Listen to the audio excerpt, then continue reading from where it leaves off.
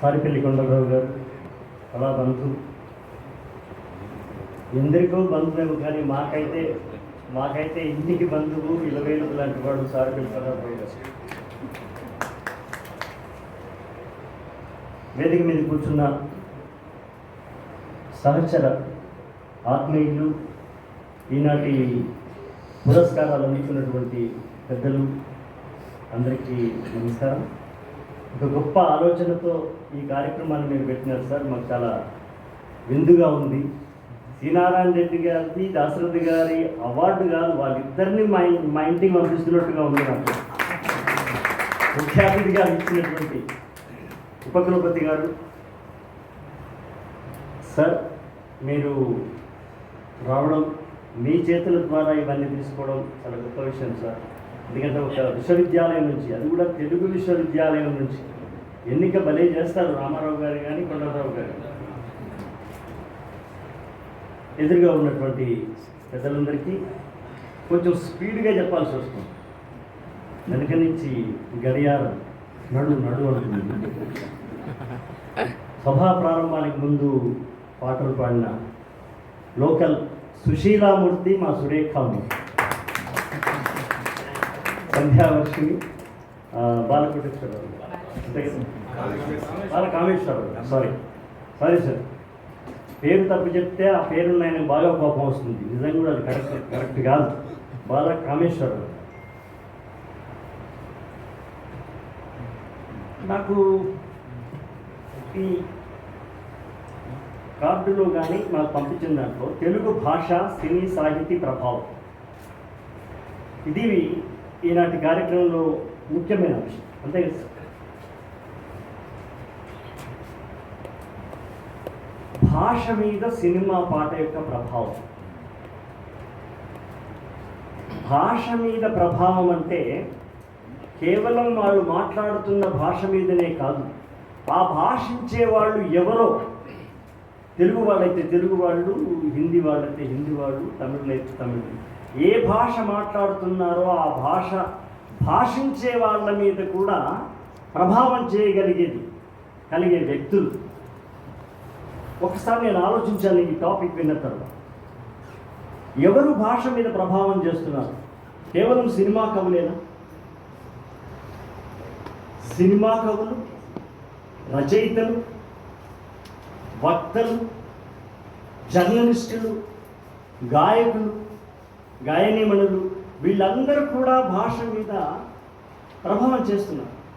ఇప్పుడు తిరుపతి వెంకట కవులు రాసిన బావా ఎప్పుడు వచ్చి తీవి అనేటువంటి పద్యం, తెలుగు నేల మీద ఈ పద్యం రాని పశువుల కాపరి కూడా లేడు అంటే మనం ఆశ్చర్యం వేస్తాం.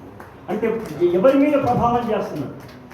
తెలుగు భాష మాట్లాడే అక్షరాలు రాని వాళ్ళపైన, బాగా అక్షరాస్యులైన వాళ్ళపైన, అతివర్తి పండితులపైన, పామరులపైన కూడా ఒక పద్యం ఎలా ప్రభావం చేసింది అంటే, బావా ఎప్పుడు వచ్చి తీనని చెరువులో బర్ల మీద కూర్చొని వాటిని కడుగుతూ ఆనందపడుతున్న ఒక 14-15 ఏళ్ల బాలప్రాయుడు కూడా బావా ఎప్పుడు వచ్చి తీవని పద్యం పాడుతున్నాడు. అది తిరుపతి వెంకట కవులు గారు వేసినటువంటి ప్రభావం. ఇలా అసలు దేశం అంటే మనుషులే కదా, భాష అంటే కూడా మనిషిదే. భాష అంటే పిట్టదో ఇంకెందుకు కాదు. భాష మీద ప్రభావం అంటే ఆ భాష మాట్లాడే మనిషి మీదనే ప్రభావం చేస్తాం. అది సినిమా వాళ్ళు కావచ్చు. ఇప్పుడు ఒక గొప్ప జర్నలిస్ట్ ఒక టైటిల్ పెడతాడు. ఆ టైటిల్ పెట్టే దాంట్లో శ్రీశ్రీ గారి ప్రభావం కూడా కనిపిస్తుంది. ఏ దేశ చరిత్ర చూసినా ఏమున్నది అన్నట్టు, ఏ మంత్రి చరిత్ర చూసినా ఏమున్నది గర్వకారణం అంటాడు ఒక జర్నలిస్ట్. అంటే ఒక జర్నలిస్ట్ మీద కూడా ఒక కవి ప్రభావం, అలాగే ఒక జర్నలిస్ట్ ప్రభావం పాఠకుల మీద ఉంటుంది. ఇలా జర్నలిస్టులు, గాయకులు, కవులు, రచయితలు, అనేక మంది అనేక రకాలైనటువంటి ప్రభావం చేసినటువంటి చరిత్ర మనకు. శరత్చంద్ర చట్టోపాధ్యాయ అంటాడు, తన దుఃఖానుభవాన్ని సుస్పష్టంగా ప్రకటించగలిగిన భాష ఇంతవరకు ఈ భూమి మీద ఆవిష్కృతం కాలేదు అంటారు. మన దుఃఖాన్ని ఎన్ని మాటల్లో చెప్తే మాత్రం పూర్తవుతుంది, సంపూర్ణ స్వరూపం అవుతుంది. ఇలా ఒక్కొక్క రచయిత, ఒక్కొక్క కవి, ఒక్కొక్క గాయకుడు, ఒక్కొక్క మహానుభావులు అంటే భాష మీద సాధికారికత ఉన్నవాళ్ళు ఎంతోమంది. మానవ జాతి మనగడకే ప్రాణం మోసింది మగువ అని ఎప్పుడో దశాబ్దాల కింద నారాయణ రెడ్డి గారు రాస్తే, ఇవాళ ప్రతి అంతర్జాతీయ మాతృ దినోత్సవాల సందర్భంగా ఆ మాటలు మనం మాట్లాడుకుంటున్నాం. అది మన మీద చేసిన ప్రభావం. ఇప్పుడు ఇక్కడ ఉన్న నేను మిత్రులను చెప్తాను, రాజేంద్ర కుమార్ గారు చాలా మాకన్నా సీనియర్ కాబట్టి ఆయన ప్రభావం మా మీద పెట్టి. కానీ ఆకళ్ళ శివప్రసాద్ కన్నప్పలో ఒక డైలాగ్ రాశాడు. ఆయన రంగమార్తాండ రాశాడు అద్భుతంగా, ఆయన ఎక్కువ మంది చూడలేదు. ఆయన రైట్ సార్. కన్నప్ప రేపు ఎక్కువ మంది చూస్తారు. కన్నప్పలో ఒక అద్భుతమైన డైలాగ్ ఎంత సులభంగా రాశాడు కొండరావు గారు శివప్రసాద్. ఆ లింగం ముందు నిలబడి కన్నప్ప అంటుంటాడనమాట, నువ్వు కనిపించనంత చిన్నోడివా, చూడలేనంత పెద్దోడివా అని అంటాడు. How beautiful, how beautiful. Just one dialogue చిన్న మాట, కనిపించనంత చిన్నోడివా, చూడలేనంత పెద్దోడివా అయ్యా శివయ్య. చిన్నోడైన శివప్రసాద్ గారికి ప్రభావం. రేపు ఆయన ఆ రచన రేపు మామూలు అతి అతి కవిత్వానికి, సాహిత్యానికి, సంగీతానికి, సారస్వతానికి, అనేక కళలకు దూరంగా బహుదూరంగా ఉన్నటువంటి వాళ్ళ మీద కూడా ఇలాంటి మాట ఎంత ప్రభావం. ప్రభావం భాష మీద అంటే మనిషి మీదనే.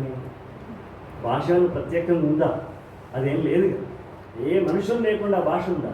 మట్టి లేకుండా దేశం ఉంటుంది, కానీ దేశం ఉంటే మట్టి కాదంటారు. కానీ భాష అంటే కూడా మనిషి మీద జరుగుతున్నటువంటి ప్రభావం. అలాగే ఎన్టీ రామారావు గారు, సమాజమే నా దేవాలయం, ప్రజలే నా దేవుళ్ళు. ఇంకా దీన్ని మించినటువంటి వాక్యం రాబోయే 1000 సంవత్సరాలలో కూడా ఏ రాజకీయ నాయకుడైనా ఇది ఉపయోగించుకోవాల్సింది. ఒక నాయకులు అంటే నేను నాయకులు అంటే మీరు అన్ని నాయకుల గురించి చెప్తున్నాను మీరు అనుకోవద్దు, అట్లాంటి భ్రమపడదు. నేను చెప్పి గొప్ప నాయకుల గురించి చెప్తున్నాను. గొప్ప నాయకులు ఎవరు అంటే ప్రజలలోంచి పుట్టినవాడు నాయకుడు, ప్రజలను నడిపించేవాడు నాయకుడు. అలాంటి వాళ్ళు మోడీ గారు ఉన్నారు, వికసిత భారత్ అన్నారు. గుడ్ సార్, అది ఏమైనా కానీ వికసిత భారత్, ఇవన్నీ ఒక అద్భుతమైనటువంటి ప్రభావం కలిగించేటువంటి మాటలు. కవులే కాదు, రచయితలే కాదు, గాయని గారు. బహుదూరపు బాటసారి బాలకామేశ్వరరావు గారు ఉంటే నన్ను పట్టుకుంటారు. ఆయన ఉన్నంటే మీరే రక్షించాలి, ఆయన బాగా పాడతారు. కనుక బహుదూరపు బాటసారి ఇటురావు ఒక్కసారి, అది ఘంటసాల గారు తాను రాసినటువంటి పాట. అర్ధరాత్రి పయన మేలనోయి, పెను తుఫాను వీయనున్నదోయి, నా కుటీరమిదేనోయి, విశ్రమించరావోయి, వేకువని పోదువో. ఘంటసాల గారు ఇది నా మీద. ఆయన ఎప్పుడో 52 సంవత్సరాల వయసులో చనిపోయినాడు. కానీ 2025 సంవత్సరం మార్చి ఏప్రిల్ 1వ తేదీన కూడా నేను మాట్లాడుతున్నాను అంటే ఘంటసాల గారు రాసిన పాట.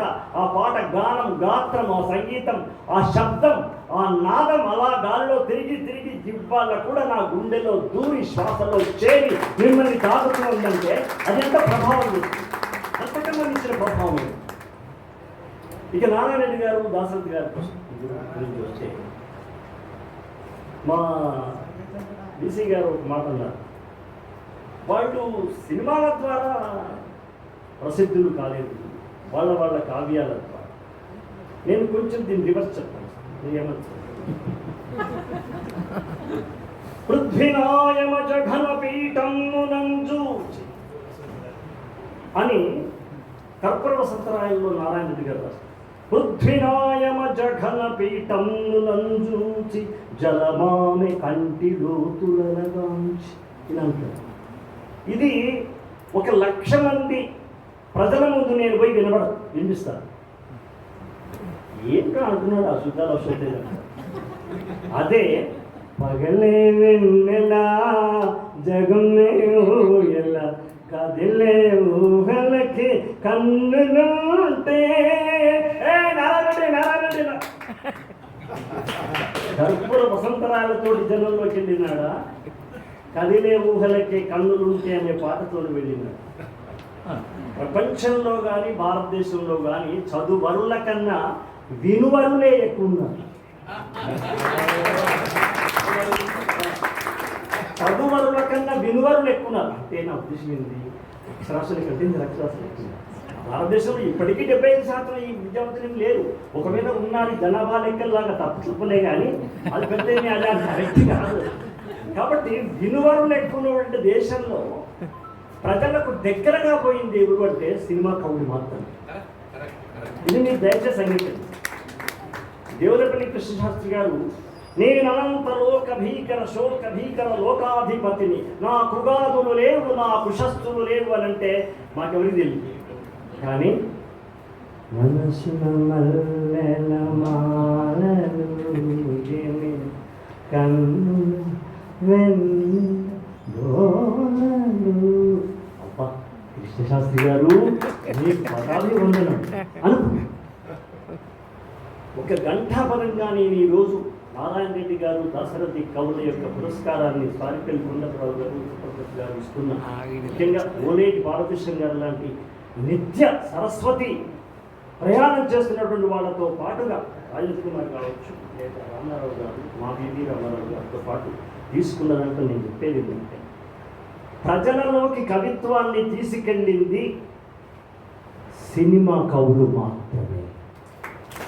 సినిమా కవులు మాత్రమే. ఇది సత్యం. ఎందరూ ఎలా తర్కించినా సరే నేను దానికి జవాబు చెప్పను. సినిమా కవుల ద్వారానే చాలామంది మామూలు ప్రజల హృదయంలోకి కవిత్వం వెళ్ళింది అంటే వాళ్ళకే. పురిటి నొప్పుల బాధ తెలియని పురుష జాతికి తల్లి వైద్యువి, ఆలు నీకు దండమే అర్థాంగి నీకు దండమే అని రాశాను. అసలు పురిటి నొప్పుల బాధ తెలియని పురుష జాతికి తల్లి వైద్యం అనేటువంటి ఒక అద్భుతమైన సత్యాన్ని కవిత్వంతో కలిసి చెప్పడం అనేది మామూలు జనంలోకి నేను రాసిన ఆ మాట.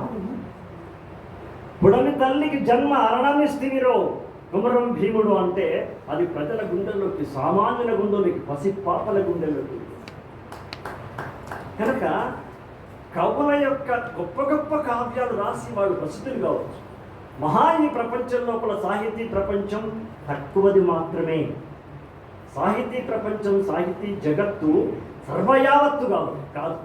అది పండితులకు, కవులకు, రసజ్ఞులకు చెందిన ప్రపంచం.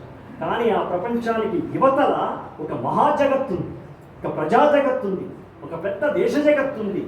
ఆ జగత్తులోకి ఆ హిమాలయం మీద ఉన్నటువంటి కవిత్వాన్ని తీసుకొచ్చి మామూలు పాటల్లో పెట్టి సురేఖామూర్తి లాంటి, ఘంటసాల గారు లాంటి, బాలుగారు లాంటి గొంతులోంచి అలా శంఖంలో తీర్థంలా పోసి వీధి వీధిలో, గల్లి గల్లిలో, పేద గుడిసెలోకి వెళ్ళినా కూడా ఆ పాట వెళ్ళిపోతుంది అంటే అది సముద్రాల నుండి శుద్ధాల దాకా. చందాల కేశవ దాసు నుండి మొదటి పాట రాసిన చందాల కేశవ దాసు, వారి నుండి చంద్రబోసు దాకా, ఆరుద్ర ఆత్రేయ నుండి అనంత శ్రీరామ్ దాకా నేను చేస్తున్న పని మహాకవిత్వాన్ని అది తేలిక చేసి, ఇంకా తేలిక చేసి ప్రజల గుండెల్లోకి ఒక గంజిలాగా అమృతాన్ని, గాఢమైన అమృతాన్ని గంజిలాగా మార్చి పేదవాళ్ళ దొంగల్లోకి పంపుతున్న కవులు ఎవరైనా ఉంటే సినిమా కవులు మాత్రమే. నారాయణ రెడ్డి గారు ఎన్ని విషయాలు చెప్పినారంటే, ఎన్ని కవిత్వం, దాశరథి గారు ఎన్ని చెప్పినారు. నన్ను వదలి నీవు పోలేవులే అది నిజములే అంటే దాశరథి గారు అంటారు. చింతల తోపులో కురియు చింకుల కుంతడి ముద్దయైన బాలింత యొడించయించు అసిరెక్కల మొగ్గను ఓని బిడ్డకున్ బొంతలు లేవు కప్పుటకు ఏ బొంది హిమంబై పోవునేమో సాగింతును రుద్రవీణపై నించుక రచ్చని అగ్ని గీతము. అద్భుతమైన పద్యం. కానీ ఈ పద్యం పాడితే దాశరథి మాకు తెలియదు. మాకు ఏది రాసేది మాకు తెలిసింది.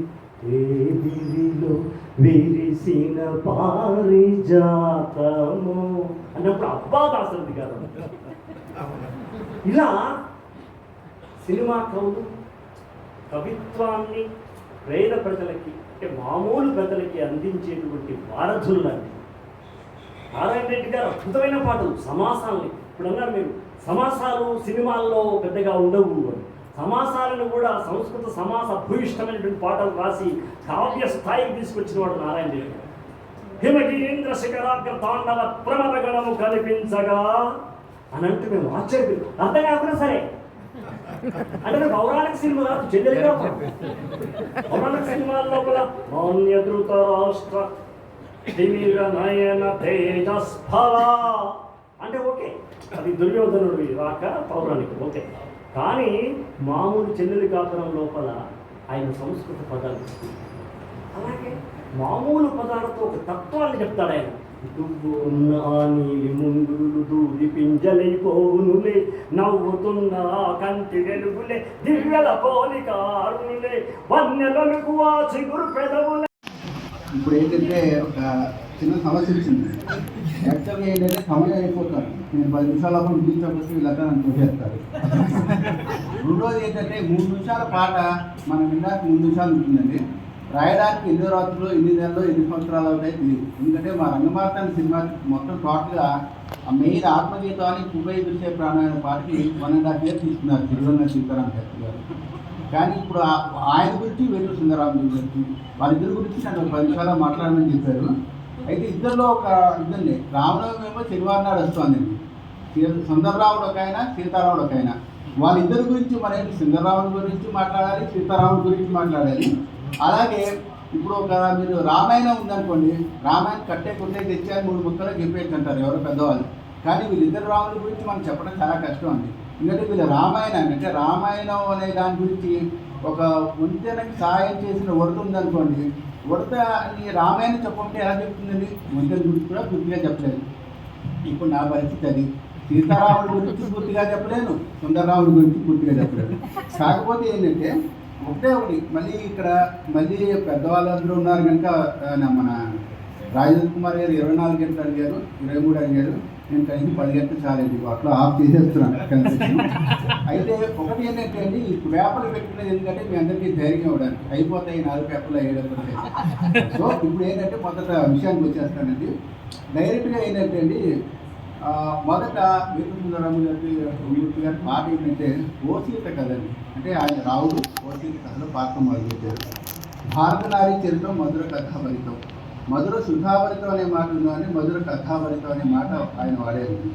ఇదేంటంటే ఇది మనకి ఇది ఏ పాత్రలో రాశారు?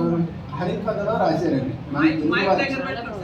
మన తెలుగు వారికి ఏంటంటే అండి, హరికథ అనేది ఒక పద్యం కానీ ఇది కానీ అట్లాగే హరికథ అంటే తెలుగు భాషకి సేవ అన్నట్టుగా చెప్పారు మాకు రామారావు గారు చెప్పింది. ఆయన ఒక రామారావు గారు మాకు, అంటే సుందరరాముడు, మన సీతారాముడు, మళ్ళీ మా రామారావు గారు, 3 రాముడు నిర్ణయించారు. అది రామనవమి ముందర అన్నాక ఇంక మనం తప్పదు కదండి. అట్లాగే అప్పుడు అయినది ఇప్పుడు హరికథతో మొదలుపెట్టారండి. అది తెలుగు భాషకి చేసిన సేవే కదండి. ఇందాక సుధాల్ గారు చెప్పారు ప్రతి వాళ్ళు పాడుకునే పాట అని మన సినిమా కౌలే ఇచ్చారని.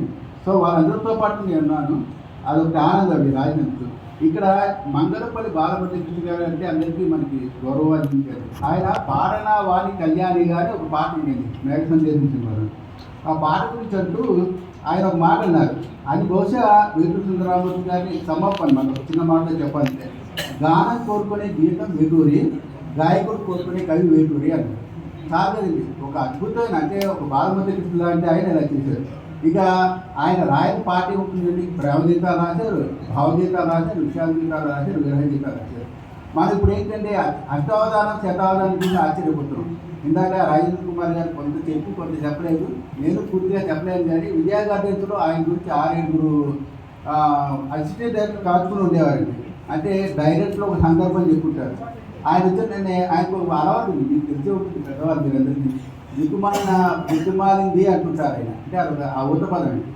ఆయన చూసుకుంటే వీళ్ళందరూ చేరేవారన్నమాట. అష్టావధానం చేయడానికి పుస్తకాలు ఎలా ఉంటారో అంతకన్నా కష్టం ఉంది సినిమా పాట రాయడం పేరు.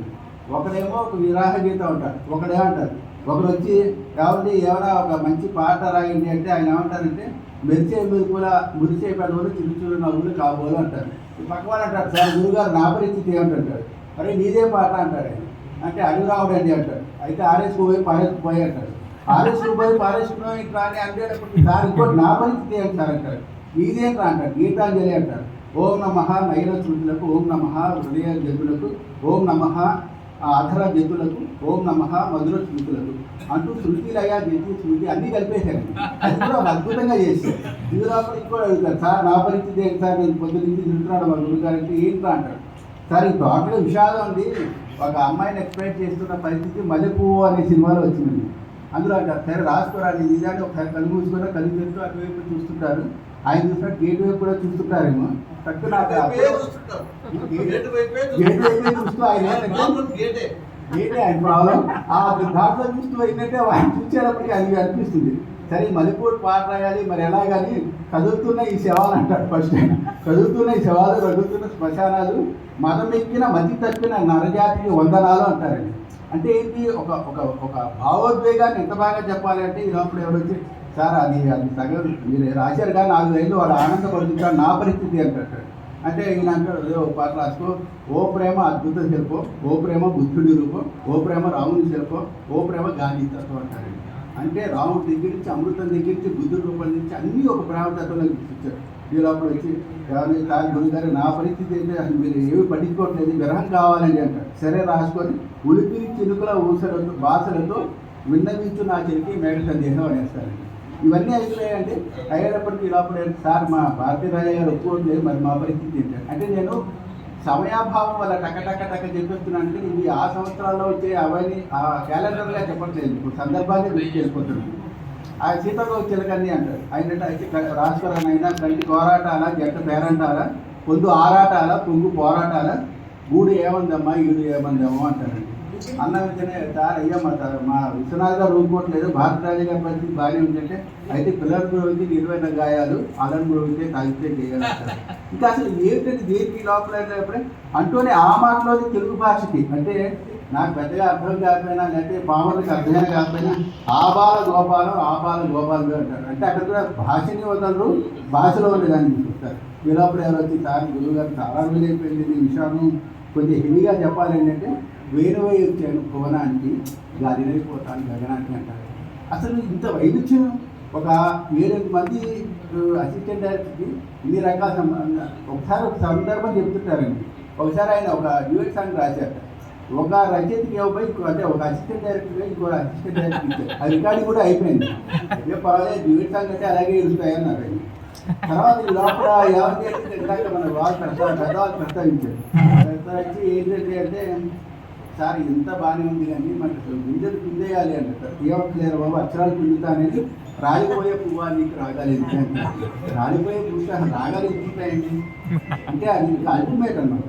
ఇంకా ఇంత బాధల్లో వచ్చినప్పుడు ఎవరో ఇందాక మన గురుగారు ప్రస్తావించినట్టు ఏమని కొంచెం ఆడవాళ్ళకి అన్యాయాలు అక్రమాలు తెలుసుకుంటే ఏం కష్టాలు బాబు నువ్వు దుర్యోధన దుశ్శాసని దుర్వినీతి లోపల అన్నారు అని అటు చూసేటప్పటికి ఇంకోటి సార్ మీ మాట నాకు కావాల్సిన చక్కని భావగీతం రావాలంటే ఎదలోని సదలా ఎదలేటి రొదల కదిలేటి కళల వరదలా అంటారండి. అంటే సార్ ఇంత బాగానే ఉంది కానీ ఒక డబ్బింగ్ సినిమా కూడా మన పాట రాయాల్సి వచ్చిందంటే రాసుకోరాని ఆయన అంటారు. పచ్చా పువ్వులు విచ్చేటావులు వెచ్చార వెన్నెల్లు అంటారు. అంటే అనేటప్పటికి బాగుందండి ఇదంతా బాగానే ఉంది అన్నప్పటికీ సార్ మరి అసలు ఏంటి దీని పరిస్థితి అంటే మాటే మంత్రం రానైనా అని మాటే మంత్రం మనిషే బంధం అంటారు.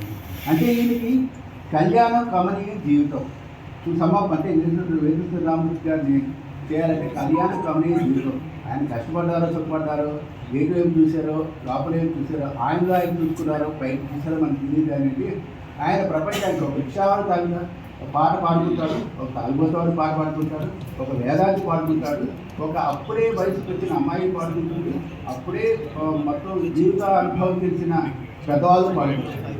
అయితే ఇక్కడ ఒక గమ్మత్తైన విషయం ఏంటంటే సుందరరాముడు గారి ఒకసారి పూర్తి చేశాక అంటే భారతీయ పూర్తి చేసేస్తున్నాను. ఈ తర్వాత వచ్చిన ఆయన సీతారాముడు. సుందరరాముడు అంటే ఏదో ఆయన చక్కగా ఒక అలవాటుగా అలచలుగా రాసేస్తారు. ఇప్పుడు ఈ సీతారాముడు గారు ఉన్నారనుకోండి, ఆయనలో ప్రత్యేకత. వీళ్ళిద్దరూ కూడా ఒక ప్రత్యేకమైన విషయం ఏంటంటే విశ్వనాథ్ గారి డిస్కవరీ అంటే వాళ్ళిద్దరూ కలిసి శివుడి అంటే విశ్వనాథ కాశీనాథ్ విశ్వనాథ్ గారి దగ్గరే మొదటి భవిష్యత్తు కథ ఆయన చేసినట్టు వహించారు. అలాగే సిరివెన్నెల కూడా మన సీతారామ శాస్త్రి గారు కూడా వహించారు. ఆ శివుడు ఏ తుమ్మహూర్తాలు వాళ్ళు ఎవరికి అవకాశం ఇచ్చారు, కానీ నేను ఒక ఆకలి శివప్రసాద్ శివుడు కూడా మాట్లాడే అవకాశం వచ్చింది. సో ఇప్పుడు ఏంటంటే ఇక సుందరరావు తర్వాత సీతారావు గారి గురించి చెప్పాలంటే మీకు సిరివెన్నెల పాట గురించి తెలుస్తుందండి. ఆ పాట వింటున్నప్పుడు అనుకున్నాను, విధాత తలుపున ప్రవేశించి అనాది జీవన గీతం కలిగి సిరివెన్నెల గారే పుట్టారు. విధాత తలుపున ప్రబోధించిన వ్యక్తి సిరివెన్నెల సీతారామ శాస్త్రి గారు. అక్షరం శరణాన్ని కలిగి అక్షరానికి అందేది. ఆ అక్షరానికి శరణ్ గారి అక్షరానికి 100 పాలు ఆయన న్యాయం చేసి సీతారామ శాస్త్రి గారు. ఆయన మొన్న రీసెంట్గా అంటే మొదట్లో మీకు నిన్నే పెట్టారు కాబట్టి చాలా సినిమాల్లో చేశాక మన రీసెంట్గా రంగపార్తలు సినిమాకి రాస్తే ఒక అమ్మాయికి పాట ఎలా రాస్తారని అంటే నన్నుగా ఉండనివుగా అంటారండి. అంటే అమ్మాయి చెప్తుంది అన్నమాట, ప్రేమ విషయాన్ని వ్యక్తం చేస్తుంది. ఇక మీకు తెలుసుగా వినిపించినవి ఈ కవనం, విపంచినవి వినిపించినవి ఈ గానం. నా ఇంకో ఒకటైతే సీతారామ శాస్త్రి గారు నా విశ్వాసం కవనం, నా విశ్వాసం గానం అంటారు. ఇంకా ఇవన్నీ వదిలేసానండి.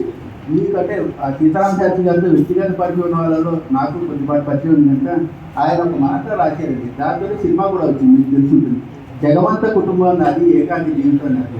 ఆయన చక్రవర్తి సినిమాకి అదే ప్రారంభించి అది కృష్ణవంశీ గారు చాలాసార్లు చెప్పారు, ఎందుకంటే ఆయనతో నేను వర్క్ చేసినప్పుడు.